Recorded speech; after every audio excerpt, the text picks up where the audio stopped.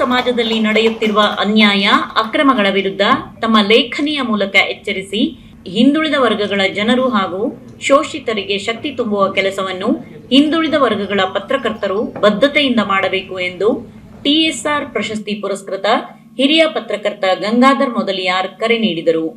ಅವರು ಬೆಂಗಳೂರಿನ ಗಾಂಧಿನಗರದಲ್ಲಿರುವ ಕುರುಬರ ಸಂಘದ ಕೇಂದ್ರ ಕಚೇರಿಯ ಸಭಾಂಗಣದಲ್ಲಿ ನಡೆದ ಹಿಂದುಳಿದ ವರ್ಗಗಳ ಮಾನ್ಯತೆ ಪಡೆದ ಸಂಪಾದಕರ ವರದಿಗಾರರ ಸಂಘದ ನೂತನ ಅಧ್ಯಕ್ಷರಾಗಿ ಅಧಿಕಾರ ಸ್ವೀಕರಿಸಿದ ಗಂಧರ್ವ ಸೇನಾ ಮತ್ತು ಕಾರ್ಯದರ್ಶಿ ವಿರೂಪಾಕ್ಷ ಹಾಗೂ ರಾಜ್ಯ ಸರ್ಕಾರದಿಂದ ಪತ್ರಕರ್ತರ ಮಾನ್ಯತಾ ಸಮಿತಿಯ ಸದಸ್ಯರಾಗಿ ನೇಮಕವಾಗಿರುವ ಮಂಡ್ಯದ ಶಶಿಕುಮಾರ್ ಅವರನ್ನು ಅಭಿನಂದಿಸಿ ಮಾತನಾಡಿದರು.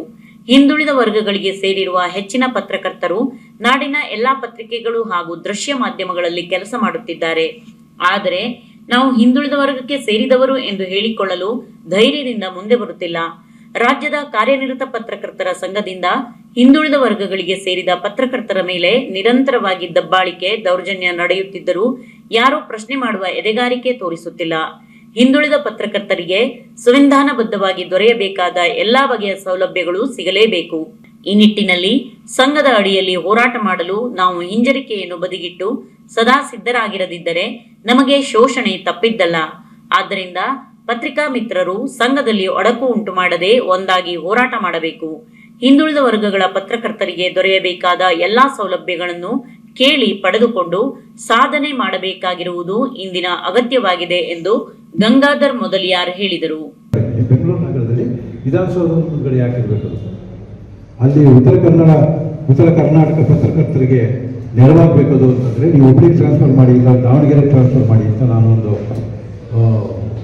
ಯೂಟ್ಯೂಬಲ್ಲಿ ನಾನು ಹೇಳಿದ್ದೆ. ಅದನ್ನು ಹೋದ ವರ್ಷ ಒಂದು ಚಳವಳಿ ಆಯಿತು ಅಕಾಡೆಮಿ ವಿರುದ್ಧ. ಆ ಟೈಮ್ನಲ್ಲಿ ನಮಗೆ ಈ ಮೀಡಿಯಾ ಅಕಾಡೆಮಿಗೆ ಒಂದು ಬೈಲ ಇಲ್ಲ, ಒಂದು ಬೈಲ ಇಲ್ಲವೇ ಇಲ್ಲ. ಅದು ಸ್ಥಾಪನೆ ಆದ ವರ್ಷದಲ್ಲಿ ಆದ ಬೈಲ. ಈಗ ಮೀಡಿಯಾ ಅಕಾಡೆಮಿಗೆ ಪತ್ರಕರ್ತರ ಸಂಘದಿಂದ, KWA ಸಂಘದಿಂದ 5 ಜನರನ್ನ ನಾಮಿನೇಟ್ ಮಾಡ್ತಾರೆ ಸರ್ಕಾರ. 5 ಜನರಿಗೆ ಅವಕಾಶ ಕೊಟ್ಟಿದೆ. ಅದು ಯಾವ ಕಾಲದ್ದು? ತಾತಾರಾಯನ ಕಾಲದ ಬೈಲಾನ ಅದು. ಆ ತಾತಾರಾಯನ ಕಾಲದ ಬೈಲ ಇಟ್ಕೊಂಡು ಇವರು ಈ ಥರ ಮಾಡ್ತಾ ಇದ್ದಾರೆ. ಇವತ್ತು ಪತ್ರಿಕೋದ್ಯಮ ಎಷ್ಟು ಭಾಗವಾಗಿದೆ? ಪತ್ರಿಕೋದ್ಯಮ ಎಲ್ಲಿದೆ ಇವಾಗ? ಯಾವ ರೀತಿಯ ಪತ್ರಿಕೋದ್ಯಮ ಇದೆ? ಯೂಟ್ಯೂಬ್ ಪತ್ರಿಕೋದ್ಯಮ ಆಗಿದೆ. ರಾಜ್ಯ ಹಿಂದುಳಿದ ವರ್ಗಗಳ ಶಾಶ್ವತ ಆಯೋಗದ ಮಾಜಿ ಅಧ್ಯಕ್ಷರಾದ H. ಕಾಂತರಾಜು ಮಾತನಾಡಿ, ರಾಜ್ಯ ಮಾಧ್ಯಮ ಅಕಾಡೆಮಿಯಲ್ಲಿ ಹಿಂದುಳಿದ ವರ್ಗಗಳ ಸಂಘಕ್ಕೆ ನೀಡಬೇಕಾದ ಸದಸ್ಯ ಸ್ಥಾನ ನೀಡದೆ ಅನ್ಯಾಯ ಮಾಡಲಾಗಿದೆ.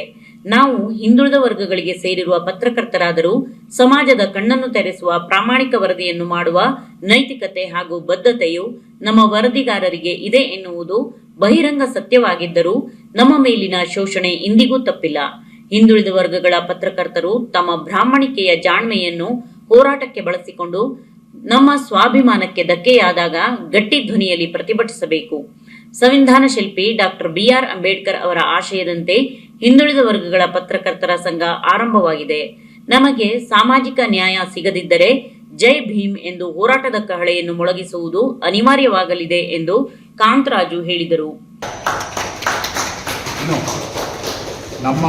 ನಂದು ಕಾಂಟ್ರಿಬ್ಯೂಷನ್ ಏನಾದರೂ ಇರ್ಬೋದು, ಇಲ್ಲದೇ ಇರ್ಬೋದು, ಆದರೆ ನಿಮ್ಮ ಜೊತೆಗೆ ಇರ್ತಕ್ಕಂಥದ್ದು ನನಗೆ ಹೆಮ್ಮೆ ವಿಷಯ, ತೃಪ್ತಿ ಕೂಡ ಕೊಡುತ್ತೆ.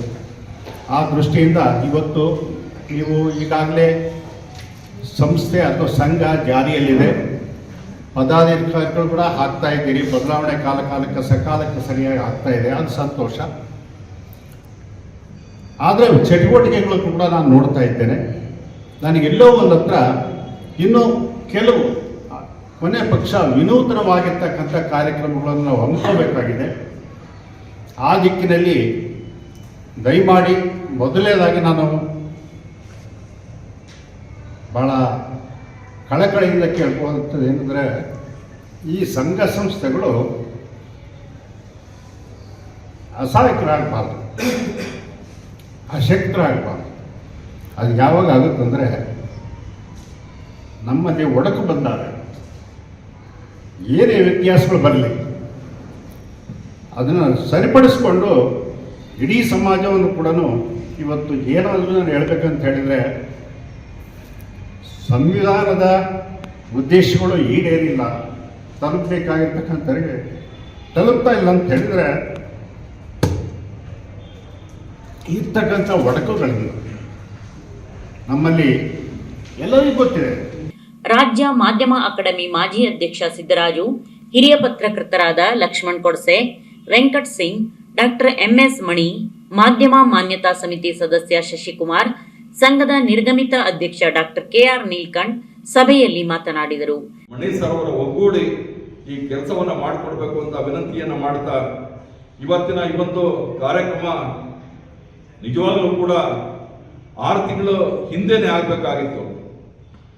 2024 ಕಳೆಯಲಿ, 2025 ಹೊಸ ವರ್ಷ, ಮಕರ ಸಂಕ್ರಮಣ ಬರ್ತಾ ಇದೆ, 14ನೇ ತಾರೀಕು. ಎಲ್ಲ ನಮ್ಮ ಪತ್ರಕರ್ತರ ಬದುಕಿಗೆ, ಹಿಂದುಳಿದ ವರ್ಗಗಳ ಸಂಪಾದಕರ ಮತ್ತು ವರದಿಗಾರರ ಸಂಘಕ್ಕೆ ಈ ಒಂದು ಮಕರ ಸಂಕ್ರಮಣ ಹೊಸ ತಿರುವನ್ನ ನೀಡಲಿ. ಸಂಘ ಕ್ರಿಯಾಶೀಲವಾಗಿ ನಡೆಯೋದಕ್ಕೆ ನಾನು ಸೇರಿದಾಗೆ, ವೆಂಕಟ್ ಸಿಂಗ್ ಅವರು ಸೇರಿದಾಗೆ, ನಮ್ಮ ಸಂಘದ ಭೀಷ್ಮಾಚಾರ್ಯರು ಅಂತ ಹೇಳಿದ್ರೆ ನಮ್ಮ ಮಣಿ ಸರ್ ಅವರು, ಅವರ ಸಲಹೆ ಸೂಚನೆ ನಮಗೆ ಯಾವಾಗಲೂ ಕೂಡ ಇರಬೇಕು, ಅವರ ಮಾರ್ಗದರ್ಶನ ಇರಬೇಕು. ಅವರ ಮಾರ್ಗದರ್ಶನದಲ್ಲಿ ನಾವು ಕೆಲಸವನ್ನು ಮಾಡಿಕೊಂಡು ಹೋಗ್ತೀವಿ. ನೂತನ ಅಧ್ಯಕ್ಷರಿಗೆ, ಕಾರ್ಯದರ್ಶಿಗಳಿಗೆ ಎಲ್ಲ ರೀತಿಯ ಸಹಕಾರವನ್ನು ಕೊಡ್ತೀವಿ. ನಾನು ಅಧ್ಯಕ್ಷ ಬಂದು ಮೈಸೂರು ಭಾಗದವನು, ನಮ್ಮ ಕಾರ್ಯದರ್ಶಿಗಳು ಬಂದು ಉತ್ತರ ಕರ್ನಾಟಕದವರು. ಎತ್ತು ಏರಿಗಳಿತ್ತು, ಕೋಣ ನೀರುಗಳಿತ್ತು. ಸಮನ್ವಯತೆ ಇದ್ರೂ ಕೂಡ ಹೊಂದಾಣಿಕೆ ಆಗಲಿಲ್ಲ. ನಾವು ಮತ್ತು ಕುಂಬಾರ್ ಸರ್ ಎಲ್ಲ ಒಂದು 2 ಕಡೆ ನೇರ ಮುಖತಃ ಭೇಟಿಯಾಗಿರ್ಬೋದಷ್ಟೇ. ನಮ್ಮ ಎಲ್ಲ ಕೆಲಸಗಳಿಗೆ ಸಹಕಾರವನ್ನು ಕೊಟ್ಟವರು ಶಿವರಾಜ್ ಅವರು.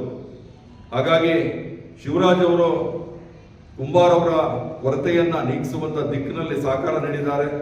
ಹಾಗೆ ಹಿರಿಯರಾದ ಲಿಂಗರಾಜ್ ಸರ್ ಅವರು, ನಮ್ಮ ಕೋನ ಮಂಜುನಾಥ್ ಸರ್ ಅವರು, ಹಾಗೆ ನಮ್ಮ ಮಂಡ್ಯ ಜಿಲ್ಲಾ ಅಧ್ಯಕ್ಷರಾದ ಮಂಜುನಾಥ್ ಅವರು, ಕಾರ್ಯದರ್ಶಿಗಳಾದ ವೆಂಕಟೇಶ್ ಅವರು, ಎಲ್ಲರೂ ಕೂಡ ನಮ್ಮ ಸಂಘದ ಚಟುವಟಿಕೆಗಳಿಗೆ ನಿರಂತರವಾಗಿ ಸಹಕಾರವನ್ನು ನೀಡ್ತಾ ಬಂದಿದ್ದಾರೆ.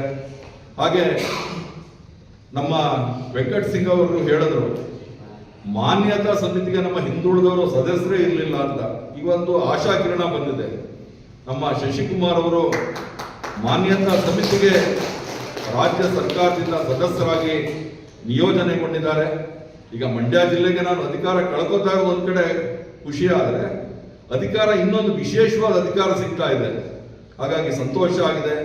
ಶಶಿಕುಮಾರ್ ಅವರು ನಮಗಾಗಿರುವಂತ ಅನ್ಯಾಯವನ್ನ ಸರಿಪಡಿಸುವಂತ ದಿಕ್ಕಿನಲ್ಲಿ, ಸಾಮಾಜಿಕ ನ್ಯಾಯವನ್ನ ಕೊಡಿಸ್ತಕ್ಕಂಥ ದಿಕ್ಕಿನಲ್ಲಿ ಅವರು ಕೆಲಸವನ್ನು ಮಾಡಲಿ.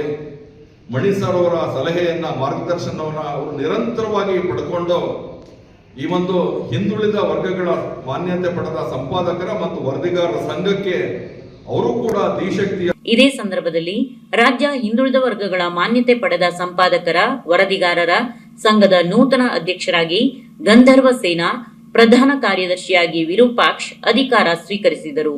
ಹಿರಿಯ ಪತ್ರಕರ್ತ ನೇಕಾರ, ವಾಣಿ ಪತ್ರಿಕೆ ಸಂಪಾದಕ ನೊಣವಿನಕೆರೆ ಲಿಂಗರಾಜು ಸ್ವಾಗತಿಸಿದರು. ಅಭಿಮನ್ಯು ಪತ್ರಿಕೆ ಸಂಪಾದಕ BN ರಮೇಶ್ ವಂದಿಸಿದರು. ಕಾಡುಮೆಣಸ ಚಂದ್ರು ಕಾರ್ಯಕ್ರಮ ನಿರೂಪಿಸಿದರು. ನಾಗಮಂಗಲ ವೆಂಕಟೇಶ್ ಪ್ರಾರ್ಥಿಸಿದರು. ಪತ್ರಕರ್ತರಾದ ಪೂರ್ಣಿಮಾ ಸಿಂಗ್, ಶಿವರಾಜ್ ಮೌರ್ಯ, ನೊಣವಿನಕೆರೆ ಲಿಂಗರಾಜು ಹಾಗೂ ರಾಜು ಕುಂಬಾರ್ ಅವರನ್ನು ಸನ್ಮಾನಿಸಿ ಗೌರವಿಸಲಾಯಿತು. ಭಾವನಾ ಟಿವಿಗಾಗಿ ಡಾಕ್ಟರ್ KR ನೀಲ್ಕಂಠ್, ಕೃಷ್ಣರಾಜಪೇಟೆ, ಮಂಡ್ಯ.